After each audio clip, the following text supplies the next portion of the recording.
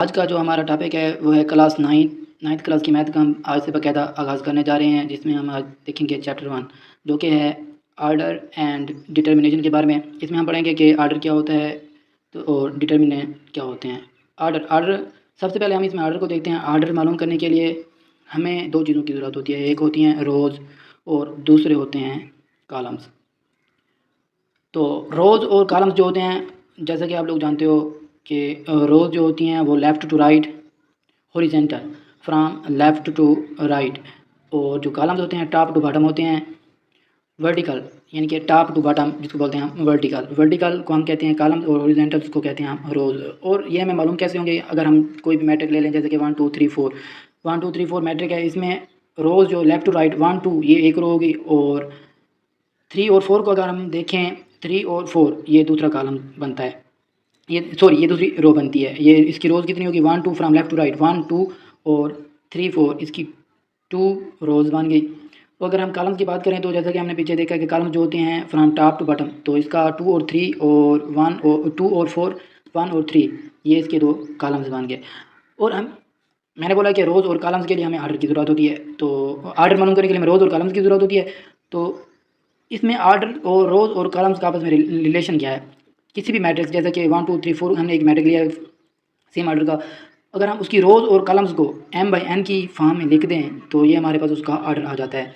और जैसे कि मैंने नीचे लिख भी दिया है कि 2/2 यानी कि m और 2 दूसरा n, m जो होगा वो रोज़ को शो कराता है और जो n हो गया वो कॉलम्स को शो कराता है। किसी भी मैट्रिक्स के हम आर्डर जब लिखते हैं तो सबसे पहले हम उसकी रोज़ को लिखते हैं, उसके बाद हम उसके कॉलम्स को लिखते हैं। तो ये था इनका आर्डर जो कि बना है हमारे पास 2/2।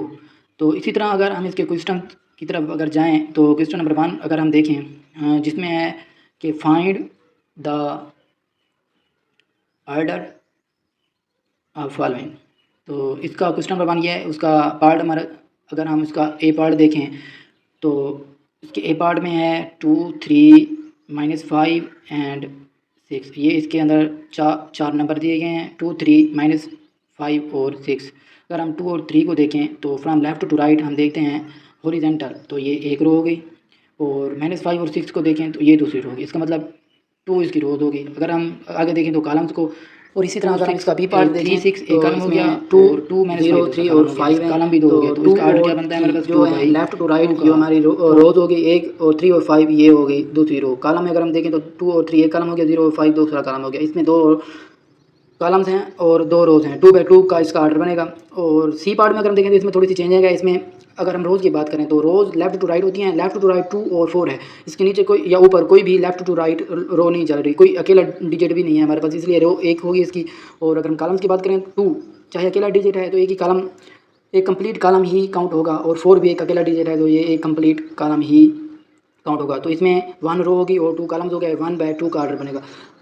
अगर हम डी पार्ट की बात करें तो इसमें हम देख सकते हैं कि 4 0 और 6 ये एक कॉलम है, 4 एक अकेला रो है, 0 एक अकेली रो है, और जो 6 है वो भी एक अकेली रो है। तो इसकी रोज़ होगी 3 और कॉलम है इसका एक, ये 3/1 का आर्डर बनेगा। और इसी तरह हम ई की बात करें तो इसमें भी ये 3/3 का आर्डर बनेगा। और अगर हम एफ़ की बात करें तो इसमें अगर हम देखें तो एक ही डिजिट है, तो एक ही डिजिट जिस जगह होता है ना वो रो भी होती है वो कॉलम भी होता है। तो अगर हम इसको लेफ़्ट टू राइट देखें तो ये भी आएगा, अगर हम टॉप टू बॉटम देखें तभी तो ये आएगा, कॉमन ही है ना, इसलिए इसको हम 1/1 का आर्डर है, ये इसकी एक रो होगी और एक कॉलम होगा। और अगर हम जी पार्ट की बात करें तो इसमें भी ई पार्ट की तरह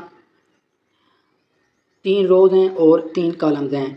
सॉरी ई पार्ट में अगर हम देखें तो मैंने बोला था कि 3/3 का आर्डर है, लेकिन इसमें 3/2 का आर्डर है क्योंकि इसमें कॉलम 2 हैं। और अगर हम जी की बात करें तो इसमें 3/3 आर्डर है क्योंकि इसमें रोज़ भी 3 हैं और कॉलम्स भी 3 हैं। अगर हम एच पार्ट की तरफ जाएँ तो उसमें हमारे पास रोज़ हम लेफ़्ट टू राइट देखें 2 3 4 एक रो होगी, 1 0 6 दूसरी रो होगी। अगर हम कॉलम्स की बात करें तो 2 1 एक कॉलम हो गया, 3 0 दूसरा कॉलम हो गया, और 4 6 तीसरा कॉलम हो गया। इसमें 2 रोज़ होगी और 3 कॉलम्स हो गए, तो 2/3 का इसका आर्डर बनेगा।